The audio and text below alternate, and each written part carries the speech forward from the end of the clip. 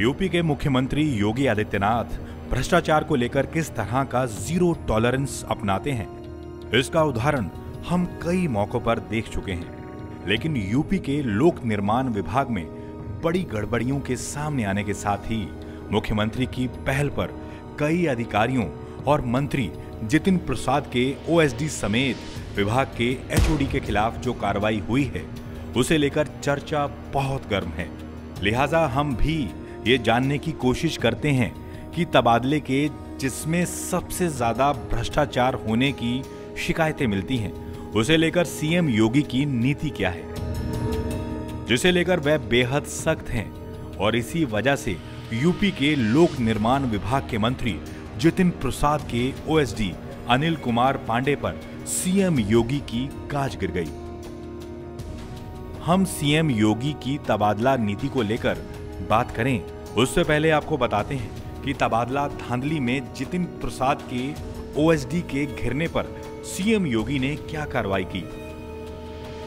योगी आदित्यनाथ ने न केवल अनिल कुमार पांडे को दिल्ली वापस भेजने और उन पर कार्रवाई करने की मंजूरी दी है, एके पांडे को हटाए जाने के बाद सीएम योगी ने चीफ इंजीनियर समेत 5 अधिकारियों को भी सस्पेंड कर दिया। तबादला धांधली में 18 जुलाई को मंत्री जितिन प्रसाद के ओएसडी एके पांडे के खिलाफ कार्रवाई के बाद से ये माना जा रहा था कि इस मामले में विभाग के कई बड़े अफसरों पर कार्रवाई तय है। 19 जुलाई को मंत्री परिषद की बैठक में सीएम ने मंत्रियों को नसीहत भी दी और साफ साफ कहा कि भ्रष्टाचार को बर्दाश्त नहीं किया जाएगा। अब आपको बताते हैं कि तबादले को लेकर योगी आदित्यनाथ सरकार ने क्या पॉलिसी बनाई है। यूपी की सत्ता में दूसरी बार काबिज होने के बाद सीएम योगी ने ट्रांसफर को लेकर एक खास तबादला नीति 2022-2023 बनाई है, जिसके तहत समूह ख और ग के अधिकारी और कर्मचारी एक जिले में 3 साल और एक मंडल में 7 साल से ज्यादा नहीं रह सकते। वहीं समूह ग और घ के कर्मचारी पति पत्नी दोनों सरकारी सेवा में हैं, तो उन्हें एक ही जिले, नगर और स्थान पर ट्रांसफर किया जा सकेगा। 2 वर्ष में सेवानिवृत्त होने वाले समूह ग के कार्मिकों को उनके गृह जिले और समूह क एवं ख के कार्मिकों को उनके गृह जिले को छोड़कर उनकी इच्छा से किसी जिले में तैनाती पर विचार किया जाएगा। इसे मानते हुए स्वास्थ्य विभाग, लोक निर्माण विभाग से लेकर शिक्षा विभाग तक में तबादले हुए हैं। कहीं ट्रांसफर पॉलिसी का पालन हुआ तो कहीं इसकी अनदेखी किए जाने का मामला सामने आया।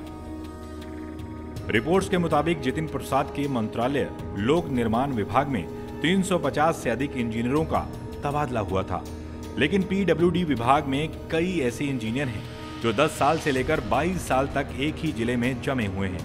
पीडब्ल्यूडी में हुए ट्रांसफर में ऐसे लोगों के ट्रांसफर कर दिए गए थे जो जिंदा भी नहीं हैं। जूनियर इंजीनियर घनश्याम दास का तबादला झांसी कर दिया गया, जिनकी 3 साल पहले मौत हो गई थी। वहीं स्वास्थ्य विभाग में तबादलों को लेकर डिप्टी सीएम ब्रजेश पाठक ने सवाल उठाए थे। उन्होंने कहा था कि स्वास्थ्य विभाग में किए गए इन तबादलों में नियमों का पालन नहीं किया गया। ब्रजेश पाठक ने इस बात पर आपत्ति जताई थी कि जिन जिलों में विशेषज्ञ डॉक्टरों की जरूरत थी, वहां तबादले किए गए, लेकिन खाली जगहों को भरने के लिए व्यवस्था नहीं की गई। इससे राजधानी लखनऊ में भी डॉक्टरों की किल्लत से अस्पतालों को जूझना पड़ रहा है। कुल मिलाकर सीएम योगी ने पाया कि ना तो स्वास्थ्य विभाग में और ना ही लोक निर्माण विभाग में उनकी तबादला नीति का पालन किया गया।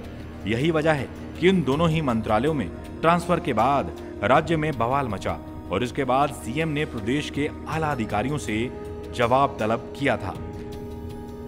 टाइम्स नाउ नव भारत डिजिटल की रिपोर्ट।